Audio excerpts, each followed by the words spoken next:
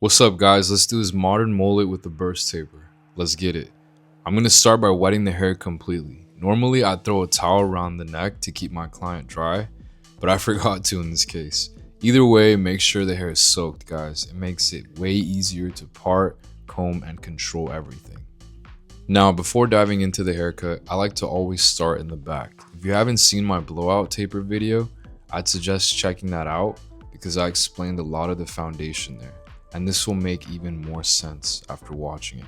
I'll leave the link to the video below in the description, so go peep that.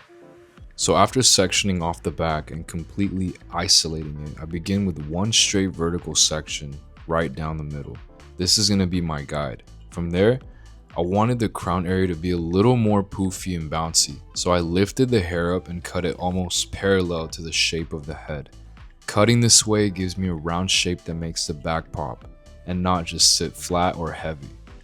So guys, watch closely. As I work my way down towards the nape or the neck, I pivot my fingers slightly outward.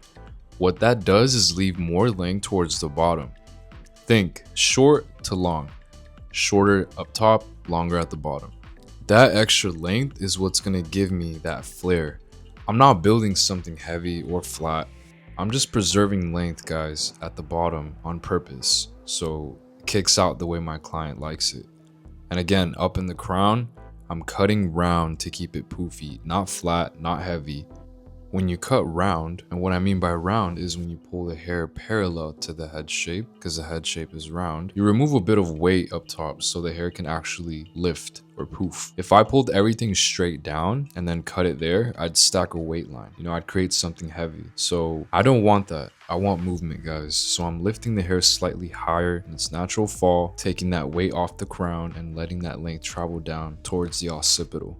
Now I'm going to pause the video real quick, guys, because I really want you to understand this part. Once I reach the occipital bone, that's the bone that sticks out in the back of your head, guys. That's where things change.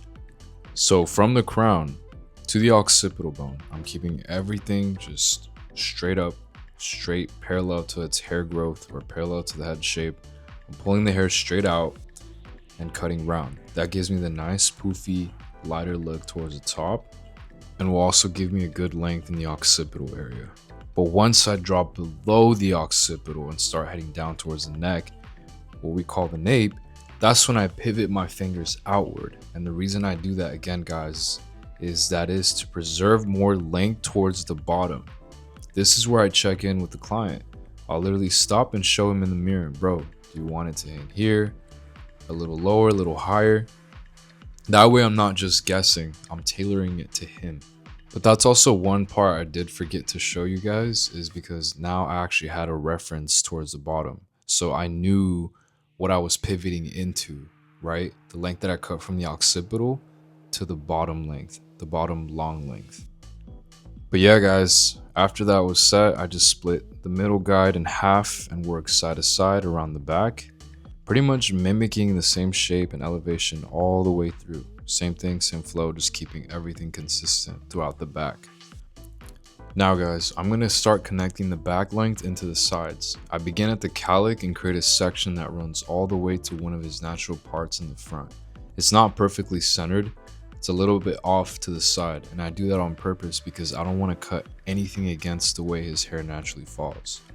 So then pulling the hair a bit straight out towards me, I connected the length from the back into the top of the sides. As I got closer to the front, you notice I did lower the elevation a little, leaving more length towards the fringe.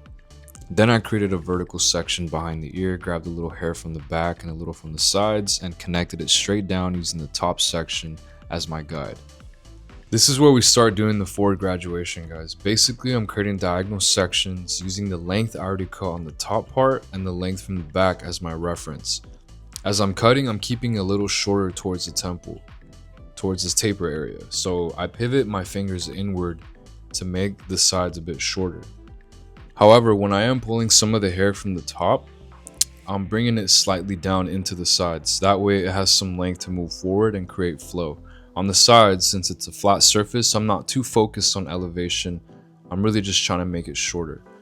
I really only think about elevation on the round parts of the head, like the parietal ridge. So Here I'm just bringing the hair down to my previous section and connecting everything together. Again, I explain it more in detail in the blowout taper video, please watch it. So I just want to pause the video really quick for you guys to kind of understand it. So at this point, I've already got a reference from the top, right? Which was a section I made from the cowlick to his natural part, that section. And then I have a reference from the back. So I'm really just connecting everything together, guys, and cutting the sides a bit shorter. Doing it this way makes it easier for when I go in with the clippers later for the fade.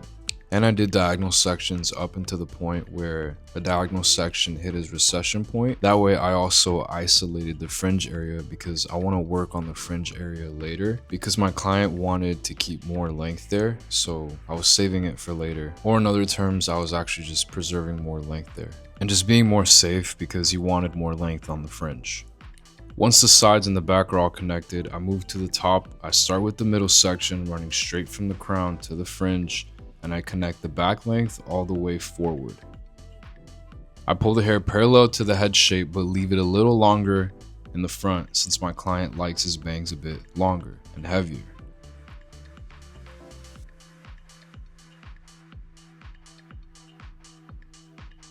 After that, guys, it's simple. I take horizontal sections across the top about an inch wide each time and connect them side to side into that middle guide. Also using the guide from the sides. Whether I start from the front or the back, to me really doesn't matter, depends. But it's just about keeping everything even and balanced. Point A to point B type of thing. After finishing the top, I sprayed some sea salt spray and blow dried the hair. That helped bring out the shape and got it prepped for the clipper work.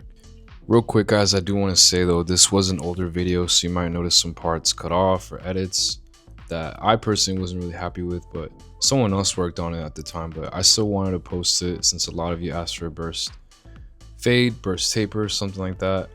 Hopefully you still got value from it. My goal is always to make sure you learn something, and moving forward I've got a great team now, so expect, you know, better videos and all that. We're always doing our best to make sure you guys get good quality videos. Now to start the burst taper, I went in with the number 3 guard with the lever closed, and I flicked out right where that top connects into the sides. This sets up my dark foundation, and then I pretty much soften that area up with the thinning shears.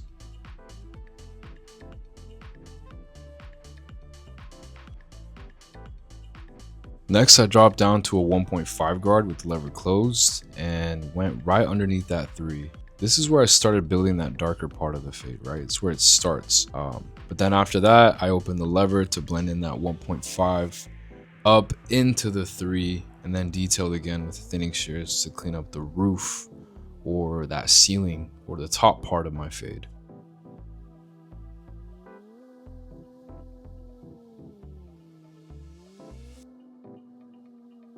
Then I went in with the half guard with the lever closed and worked on that lower part of the fade, keeping the same shape that I did with the number 3 guard, the 1.5 guard, and even the 1.5 open. And yeah, pretty much to blend that line in, I then open the lever and I blend that line into the 1.5 area. And I am applying a little bit of pressure, just doing small flicks on that line, you know, making sure I don't take the fade up higher.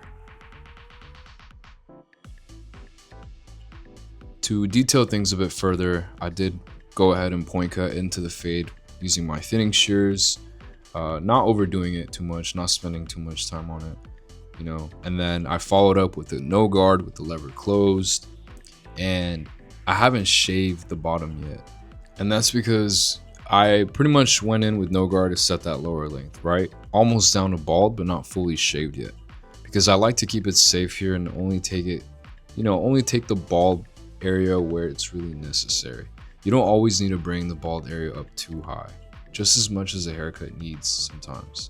To finish off this haircut, I cleaned up his C cups, making a nice hook or C shape with the corner of my trimmers, and little by little, you know, getting that shape right. But after that, I shaved only what was necessary with my shavers, like I mentioned earlier. No higher than needed to be, only shave what's necessary. Then I cleaned up behind the ears, blending the lineup from the fade into the longer hair that flares out in the back, making sure that transition looks smooth.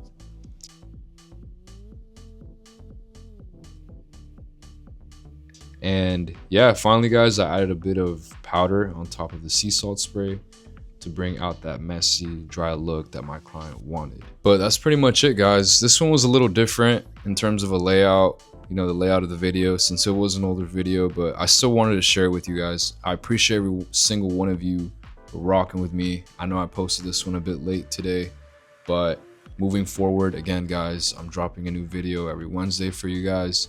If you're new, I appreciate you. Welcome to the channel. Thank you guys so much for the love and support. Let's get it.